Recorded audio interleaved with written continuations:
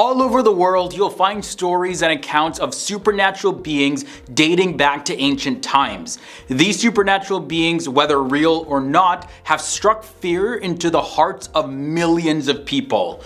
What's happening, guys? Welcome back to FTD Facts. I'm Leroy Kenton, and let's jump into this list. We start at number 10, Banshee.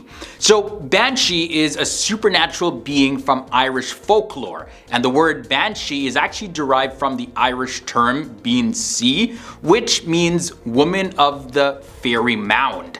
According to Irish folklore, banshees are spirits or fairies that are associated with death and are said to wail or shriek when somebody is about to pass away.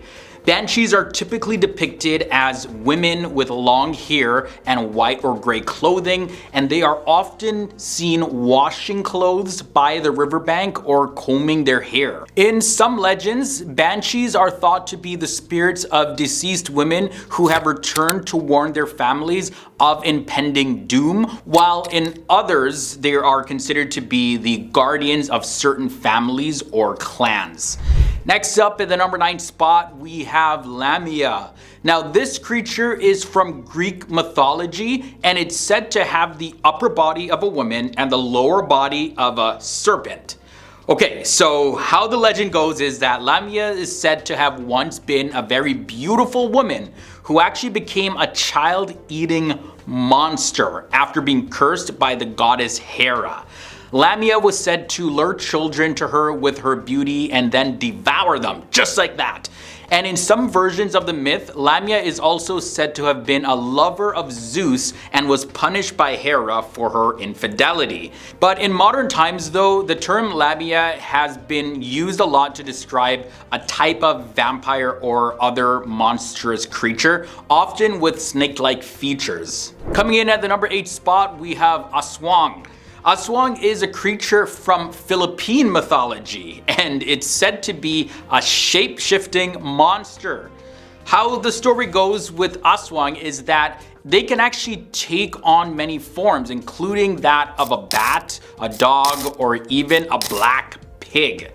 They are said to be nocturnal creatures, so they come out at night and they prey on pregnant women and young children using their long tongues to suck out the blood and the organs of their victims. ASWANG are also believed to have magical powers, such as having the ability to fly or even turn invisible. The creature coming in at the number 7 spot is JINN. JINN, also referred to as genie, and sometimes the word is spelled with a D at the beginning, so D-J-I-N-N. These are supernatural creatures from Islamic mythology. According to Islamic mythology, Jinn are made from smokeless fire, and they have the capability of taking on many forms, including humans, animals, and even inanimate objects. Jinns are said to possess magical powers, such as having the ability to grant wishes, as well as control the elements, and even possess human beings. They are often depicted as very mischievous and cunning and very unpredictable. According to Islamic beliefs, jinn are not necessarily evil though. They are free-willed beings that can choose to do evil or choose to do good. In at the number 6 spot, we have Wendigo. Wendigo is a creature from the mythology of the indigenous peoples of North America, particularly among the Algonquin-speaking tribes. The Wendigo is a malevolent spirit or monster that is associated with the winter, as well as associated with famine and also starvation. It is said to be an extremely tall creature, and it has glowing eyes and very sharp teeth. Wendigo are said to be able to possess humans and drive them to start craving devouring human flesh. It is also believed that they are able to mimic human voices, and they start to lure people, unsuspecting travelers even, into the forest, and that's when they pounce on them. Up next, we have the Skinwalkers. A skinwalker is a creature from the mythology of the Navajo people of North America, and they are witches or medicine men who have gained the power to transform themselves into animals by wearing the skin of the animal.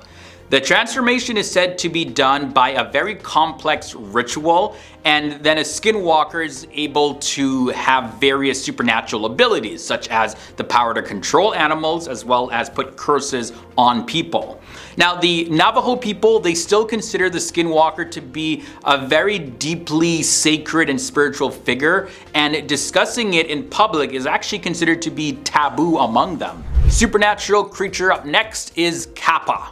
The KAPPA is a supernatural creature from Japanese folklore, and it's said to be able to inhabit bodies of water, such as rivers and ponds, so be careful when you go near any body of water. It is often depicted as a small green humanoid with webbed hands and feet, and a turtle-like shell on its back.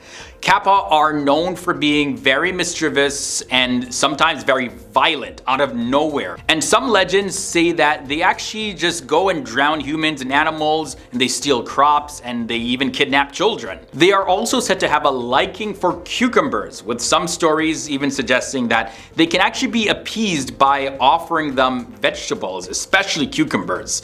Despite their reputation for being evil though, KAPPA are sometimes portrayed as helpful creatures who teach humans very valuable lessons. Now, I couldn't do this episode without mentioning the Chupacabra.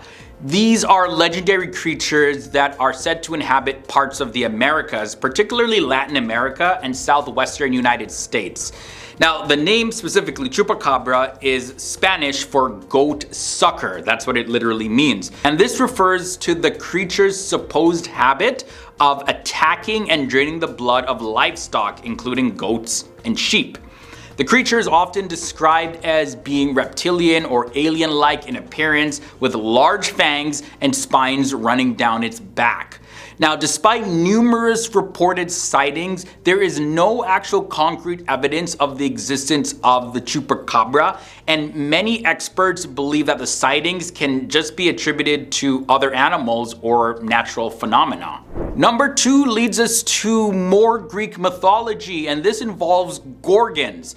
So these are creatures that are typically depicted as female monsters with snakes for hair and the ability to turn people into stone with their gaze.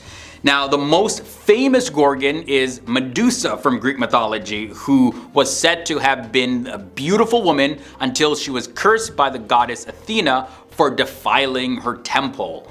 Gorgons, they were believed to be extremely dangerous and were often depicted as very fierce warriors who could not be killed easily. And with that fearsome reputation, that made them a very popular symbol in ancient Greek art and architecture, and images of Gorgons can be found on everything from pottery to temple facades. Ending this episode off at number 1, we have Rakshasa.